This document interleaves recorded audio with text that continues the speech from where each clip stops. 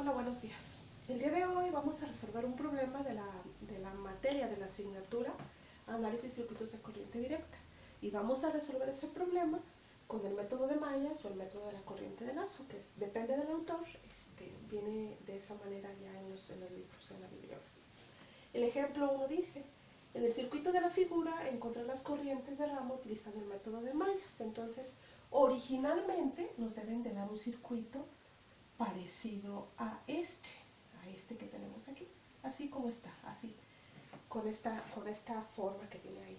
Entonces, lo primero que tenemos que hacer es definir la trayectoria de la corriente de forma arbitraria, es decir, como nosotros queramos que va fluyendo esa corriente. Entonces, definimos la trayectoria de esa corriente de forma arbitraria. A esta malla, a esta parte le vamos a poner I1 y a esta otra vamos a decir que es I2. Una vez teniendo definidas las trayectorias de la corriente, ¿qué es lo que hay que hacer?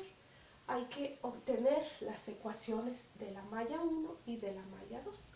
Eso es muy fácil. ¿Cómo? En la malla 1, para comenzar, vemos cómo es que la corriente entra a la fuente.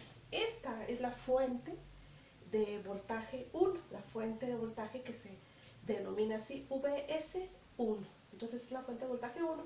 Entonces vamos a definir cómo es que entra la corriente a esa fuente de voltaje. ¿Cómo es que entra? Pues lo primero que vemos es que entra por la parte negativa. Ustedes saben que una fuente de voltaje tiene su parte negativa y su parte positiva. Entonces entra de forma en la parte negativa. Entonces por eso la vamos a definir como menos 10 volts. A continuación, ¿qué es lo que vamos a hacer? Vamos a irnos a ver las resistencias. Entonces, ¿qué es lo que vamos a hacer? Vamos a sumar las dos resistencias que tenemos ahí para la corriente 1. Entonces, ¿cuáles son esas resistencias? 470 ohms más 220 ohms, porque las dos están aquí dentro de la malla 1. ¿Multiplicado por qué? Pues precisamente por la corriente 1, y 1 la definimos de esa manera. Y luego vemos que esta resistencia de 200 volts está también en la parte de la corriente 1, en la parte de la malla 2, perdón, de esta forma. Entonces, esa corriente va a estar multiplicando la corriente 2 por la resistencia de 220 ohms, pero de forma negativa, absolutamente siempre, y luego ya igualadas a 0. A continuación, vámonos con la malla 2, que es esta que tenemos aquí.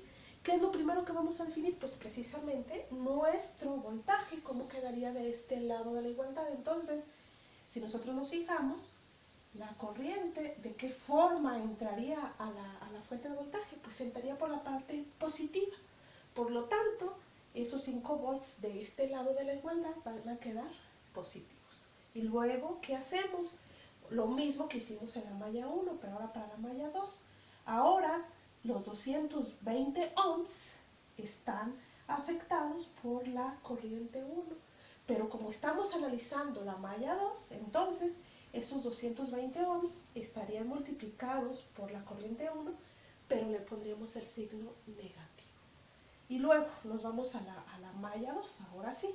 Entonces, ¿qué es lo que vamos a hacer? Pues sumar las dos resistencias que tenemos. ¿Cuáles dos? La de 820 ohms y la de 220 ohms.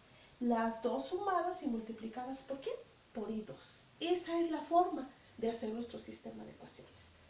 Y ya haciendo el sistema como tal, ¿qué es lo que vamos a hacer con los dos voltajes? Pues pasarlos al otro lado de la igualdad. Entonces, el de 10 volts, que aquí está negativo, ¿cómo pasaría al otro lado de la igualdad? Pues positivo. El de 5 volts, que de este lado de la igualdad está positivo, ¿cómo pasaría al otro lado ya en la ecuación? Pues negativo. ¿Y las resistencias qué se les harían? A estas y a estas. Pues sumarlas. Entonces, de ese modo, formamos nuestro sistema de ecuaciones. Entonces, 470 ohms más 220 ohms, ¿cuánto nos da? 690 ohms multiplicados ¿por qué? Por I1. Esto queda exactamente igual, menos 220 y 2. Y luego, menos 220 y 1 queda exactamente igual.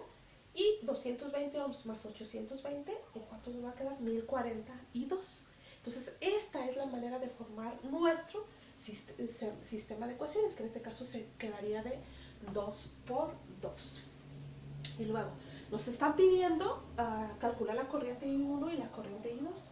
¿Por qué método? Porque nosotros queramos. En este caso yo voy a utilizar el método de las determinantes. A mí se me hace muy sencillo utilizar ese método de las determinantes. Entonces, ¿cómo se resuelve ese método de las determinantes? Pues de la siguiente manera. I1 va a ser igual a la determinante 1 entre la determinante total. La corriente 2 va a ser igual a la determinante 2 entre la determinante total. Entonces, ¿qué es lo que vamos a hacer? Pues obtener primero la determinante total.